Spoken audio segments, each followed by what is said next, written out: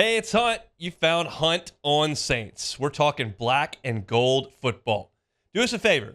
Hit the like button, share your comments below, and hit that subscription button so you can get all of our content. Enjoy. New Orleans Saints back in the news. They continue to add to their roster here in the NFL's offseason. New Orleans.football's Nick Underhill reporting that the Saints have reached an agreement with free agent lineman Lucas Patrick on a one-year deal. Patrick has been in the NFL for 7 years with the Packers and the Chicago Bears. He was an undrafted free agent from Duke, made the team with the Packers, spent some time there, and last year was the Bears' starting center for 15 games. Obviously, the Saints are pretty well set at center, but you're talking about a guy here in Lucas Patrick that has played 1,000 snaps at center and right guard. He's also played about half of that as a left guard. So he has played all three interior offensive line positions. We know the Saints' most pressing issues are at tackle, but you've addressed that with a first-round pick. You've addressed that to an extent with a couple of free agent signings. You're just looking for depth and proven bodies on the offensive front, and certainly Lucas Patrick is that. In my estimation, this is an insurance policy for Nick Saldiveri. Like, do we know whether or not Nick Saldiveri can play? No. Did he show some flashes last year? Sure. But he's far from a sure thing. At the very least, Patrick can come in there and give you serviceable reps if Saldiveri is not capable. You have to allot for injuries on the offensive line. You're just not going to get through a 17-game NFL season without nicks and bumps and bruises on the offensive line. We've seen that with the Saints every year. So I think this is a quality signing for them. It's a pro that's not too far past his prime that can play three positions on the offensive front. I think this is a very good signing for the New Orleans Saints. I'm going to look, not every single free agency signing because there's a lot of those, but you look at the Saints this offseason, and I continue to ring this bell because I think it's relevant. Chase Young, 1 year, fully guaranteed, $13 million contract on the defensive front. Olisameka Udo, offensive tackle, who was mentioned that you've addressed that a little bit in free agency, 1 year deal.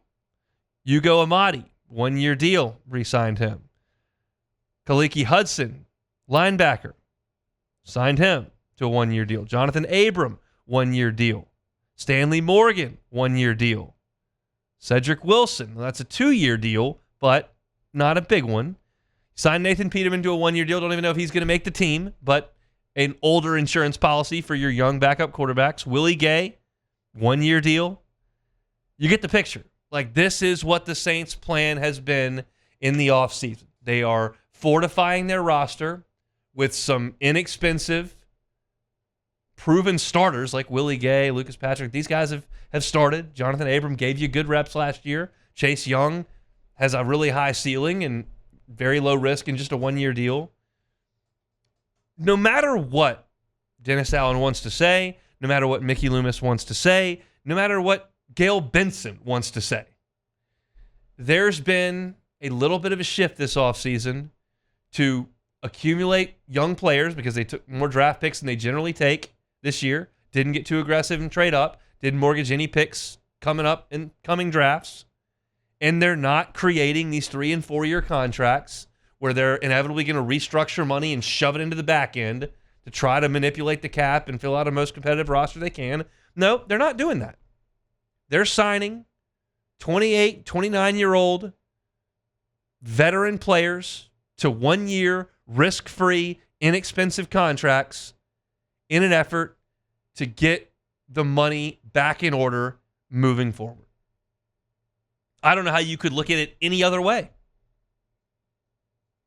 And it's not like they're signing guys who are 38, 39 years old. They're not signing guys that have never played reclamation projects.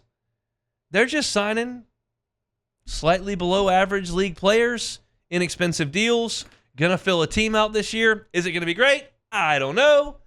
But we're not going to hamstring ourselves anymore. And you will eventually, by doing this, shed those contracts, shed some of the bad contracts that are currently on your books, and have the ability to overhaul this roster back to a championship level product. It's so different than the conversation we have about the New Orleans Pelicans, where it's like, man, you've kind of got Zion, and he's entering his prime, and you don't really get that guy very often, and you can't sign him in free agency, so you really need to go, and make this happen now. Figure it out, because you're New Orleans, and this is kind of a lottery ticket. You need to cash it in. Not in the NFL. Everybody's on the same playing field. Everybody's got same draft picks, same salary cap. Everybody's got access to better players if you have a bad season, easier schedule if you have a bad season. You can rebuild this thing pretty quick and get back up on top. But sometimes it takes a year or two where you're not pushing for the top. And right now, the Saints are not pushing for the top. So don't overextend yourself to sign Nick Bakhtiari to a 3-year deal when you don't know if he can play anymore. Don't trade all those 5th-round picks to move up and take another player in the 3rd round. Just chill. And that's what they're doing. Y'all know, like, I haven't had glowing things to say about the direction of the Saints since about Halloween of last year. This continues to look okay. And it's not completely foreign to anything they've ever done. Certainly, they go out and sign guys on 1-year deals every single year. That's a very, very common practice in the NFL with guys who are nearing the end of their career, whether they're former stars who are 34 or guys who have been rotational players in their late 20s off their rookie deal looking for a new home. But this, to me, is the right way to go about things. And it may not be the most interesting thing in the world as of Thanksgiving of this coming year. It just may not be. They may be 4 or 5 games under 500 again.